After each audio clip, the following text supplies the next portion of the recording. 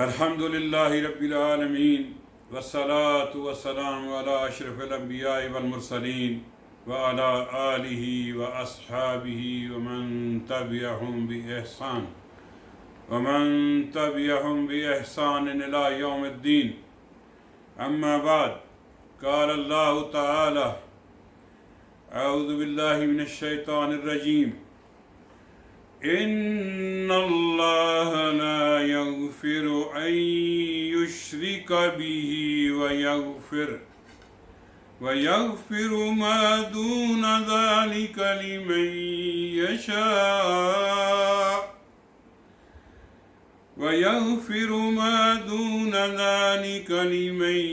یشاء ومن یشرک باللہ فقد ضل ضلالا بعیدا. سورۃ النساء آیت نمبر 116. اسے اللہ تعالیٰ ہرگز نہ بخشے گا کہ اس کے ساتھ شرک کیا جائے، اور شرک کے علاوہ گناہ جس کے چاہے معاف کر دے، اور جس نے اللہ کے ساتھ شرک کیا وہ بہت دور کی گمراہی میں جا پڑا. معزز بھائیوں، آج کا ہمارا موضوع ہے شرک کی قباحت، شرک و خطر. شرک کا خطرہ بہت ہی اہم موضوع ہے. یعنی شرک کی قباحت اور شرک کا خطرہ کیا ہے، اس کے بارے میں ہم آج بات کریں گے انشاءاللہ. تو معزز بھائیوں، وہ اللہ جس نے ہمیں پیدا کیا اور زندگی کی ہر نعمت سے نوازا، اور جو اللہ کائنات کی ہر چیز کا خالق و مالک ہے، حق بھی یہی ہے کہ اسی اللہ کی عبادت کی جائے، اور اس کی عبادت میں کسی کو شریک نہ کیا جائے. اس لیے اللہ تعالیٰ اپنی نعمتوں کا ذکر کرنے کے بعد فرمایا، اللہ نے اپنی نعمتوں کا ذکر کرنے کے بعد فرمایا فَلَا تَجْعَلُوا لِلَّهِ أَنْدَادًا وَأَنْتُمْ تَعْلَمُونَ. سورۃ البقرہ کی آیت نمبر 22. اللہ کی نعمتوں کو جانتے پہچانتے ہوئے بھی اللہ کے ساتھ شرک نہ کرو. جس رب کائنات نے یہ ساری دنیا ہمارے لیے بسا دی اور ہمیں ہر طرح کی نعمتوں سے نوازا ہے، پھر بھی اسے چھوڑ کر غیروں کی عبادت کی جائے اور غیروں سے حاجت روائی یا مشکل کشائی کی امیدیں وابستہ کی جائیں اور انہیں اپنے نفع و نقصان کا مالک سمجھ لیا جائے، تو اس سے بڑھ کر کیا ظلم ہو سکتا ہے. اسی لیے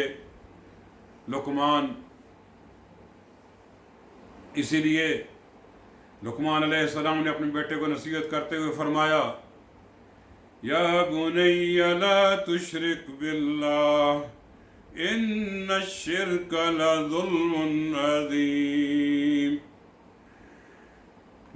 سورہ لقمان آیت نمبر 13. اے بیٹا، اللہ کے ساتھ شرک نہ کرنا، کیونکہ شرک کی بہت ظلم عظیم ہے. اسی طرح نبی کریم صلی اللہ علیہ وسلم نے شرک کو دنیا کا سب سے بڑا گناہ اور جرم قرار دیتے ہوئے فرمایا، اکبر الکبائر شرک باللہ. بخاری کی حدیث ہے یہ. اور اللہ تعالیٰ نے شرک کی سزا بیان کرتے ہوئے فرمایا، انہ من یشرک باللہ فقد حرم اللہ علیہ الجنہ ومأواہ النار وما للظالمین من انصار. سورۃ المائدہ آیت نمبر 72. یقیناً جو اللہ کے ساتھ شرک کرتا ہے، اللہ تعالیٰ نے اس پر جنت حرام کر دی، اور اس کا ٹھکانہ جہنم ہے، اور ایسے مشرکوں کا کوئی یار و مددگار بھی نہ ہوگا. اسی طرح ہم دیکھتے ہیں کہ جب اللہ تعالیٰ نے زنا اور قتل و غارت جیسے بڑے بڑے جرائم کا ذکر کیا تو ان میں سیر فہرست شرک کا بیان کیا. قل تعالوا اتل ما حرم ربكم عليكم اللہ تشرکوا به شیئا۔ سورۃ الانعام آیت نمبر 151۔ آؤ میں تمہیں وہ چیزیں پڑھ کر سناؤں جو تمہارے رب نے تم پر حرام کی ہیں، وہ یہ کہ اللہ کے ساتھ کسی کو شریک نہ کرو۔ مذکورہ آیتوں اور حدیثوں سے شرک کی کباہت اور اس کے جرم عظیم کا اندازہ ہوتا ہے۔ پھر یہ بھی کہ شرک ایسا گھناؤنا جرم ہے کہ جس کے ہوتے ہوئے اللہ کے ہاں کوئی بڑا سے بڑا عمل بھی قابل قبول نہیں، بلکہ وہ مہلک مرض ہے جو سابقہ اعمال کو بھی تباہ و برباد کر دیتا ہے۔ ارشاد باری تعالیٰ ہے وَلَقَدْ أُوحِيَ إِلَيْكَ وَإِلَى الَّذِينَ مِن قَبْلِكَ لَئِنْ أَشْرَكْتَ لَيَحْبَطَنَّ عَمَلُكَ وَتَكُونَ مِنَ الْخَاسِرِينَ۔ سورہ زمر کی آیت نمبر 65۔ اے نبی، یقیناً تمہاری طرف اور تم سے پہلے رسولوں کو اسی بات کی وحی کی گئی کہ اگر تم شرک کرو گے تو تمہارے عمل بھی برباد ہو جائیں گے۔ محترم بھائیوں، افسوس کی بات ہے کہ شرک جس قدر خطرناک مرض اور جرم عظیم ہے، اس قدر آج امت مسلمہ مختلف شکل و صورتوں میں شرک میں مبتلا نظر آتی ہے۔ بے شمار وہ نمازی جو نماز کی ہر رکعت میں ایاک نعبد و ایاک نستعین کہ ہم صرف تیری عبادت کرتے ہیں اور صرف تجھی سے مدد مانگتے ہیں کا اقرار کرنے کے باوجود اللہ کی مخلوق میں سے کئی زندوں مردوں کو اپنے مشکل کشا، حاجت روا اور بلکہ غوث اعظم دستگیر سمجھے بیٹھے، جبکہ صحیح بخاری میں رسول اللہ صلی اللہ علیہ وسلم کا واضح فرمان ہے کہ اللہ کے سوا کسی اور کو پکارنے والے کا ٹھکانہ جہنم ہے۔ اللہ تعالیٰ نے ایسے مشرک کی گمراہی بیان کرتے ہوئے فرمایا وَمَنْ أَضَلَّ مِمَّنْ يَدْعُو مِن دُونِ اللَّهِ مَا لَا يَسْتَجِيبُ لَهُ إِلَى يَوْمِ الْقِيَامَةِ وَهُمْ عَنْ دُعَائِهِمْ غَافِلُونَ۔ الاحقاف آیت نمبر 5۔ اور اس شخص سے بڑھ کر کون گمراہ ہو سکتا ہے جو اللہ کو چھوڑ کر ان کو پکارتا ہے جو قیامت تک اس کی دعا قبول نہ کر سکیں، بلکہ ان بزرگوں کو تو خبر بھی نہیں کہ کوئی انہیں پکار رہا ہے۔ اور روز قیامت جب لوگوں کو جمع کیا جائے گا تو یہی بزرگ ان مشرکوں کے دشمن ہوں گے اور ان کی عبادت سے صاف صاف انکار کریں گے۔ اسی طرح دوسری آیات میں اللہ تعالیٰ نے مشرکین کے معبودوں کی بے بسی بیان کرتے ہوئے فرمایا ذَلِكُمُ اللَّهُ رَبُّكُمْ لَهُ الْمُلْكُ وَالَّذِينَ تَدْعُونَ مِن دُونِهِ مَا يَمْلِكُونَ مِن قَطْمِيرٍ إِن تَدْعُوهُمْ وَلَا يَسْمَعُوا دُعَاءَكُمْ وَلَوْ سَمِعُوا دُعَاءَكُمْ وَلَوْ سَمِعُوا مَا اسْتَجَابُوا لَكُمْ وَيَوْمَ الْقِيَامَةِ يَكْفُرُونَ بِشِرْكِكُمْ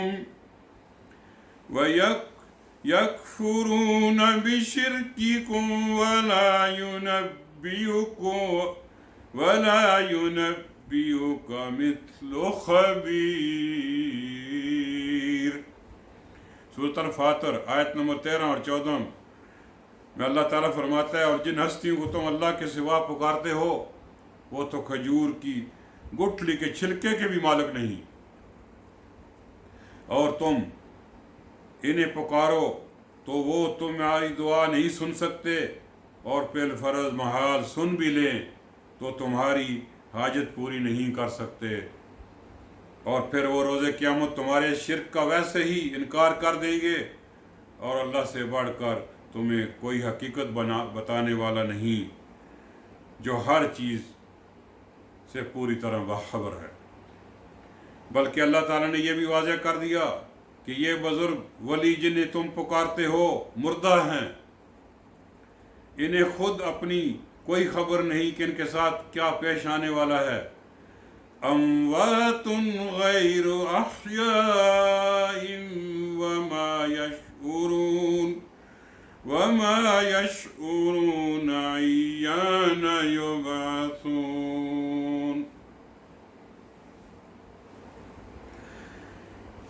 سورۃ النحل آیت نمبر 21۔ حتیٰ کہ نبی کریم صلی اللہ علیہ وسلم سے بھی یہ کہلوایا، وما ادری ما یفعل بی ولا بکم۔ سورۃ الاحقاف کی آیت نمبر 9۔ مجھے خود نہیں معلوم کہ میرے ساتھ کیا پیش آئے گا اور نہ ہی تمہارے ساتھ۔ معزز صحابی، معزز بھائیوں، بہنوں، بزرگوں، عزیزوں، بعض لوگ یہ جھانسا دینے کی کوشش کرتے ہیں کہ بزرگوں اور اللہ کے نیک بندوں کو پکارنا ایسا ہے جیسے اللہ کو پکارنا ہو، کیونکہ یہ اللہ والے ہیں اور اللہ نے انہیں اختیارات دے رکھے ہیں۔ تو بھائیوں معلوم ہونا چاہیے کہ یہ صرف شرک پھیلانے کی ایک سازش ہے،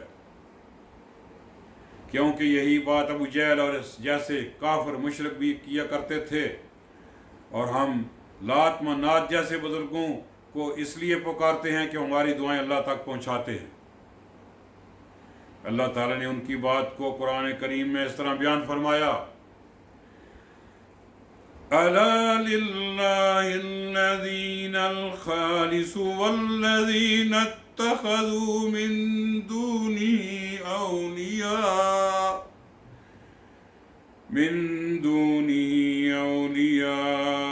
ما نعبدهم الا لیقربونا الی اللہ زلفی۔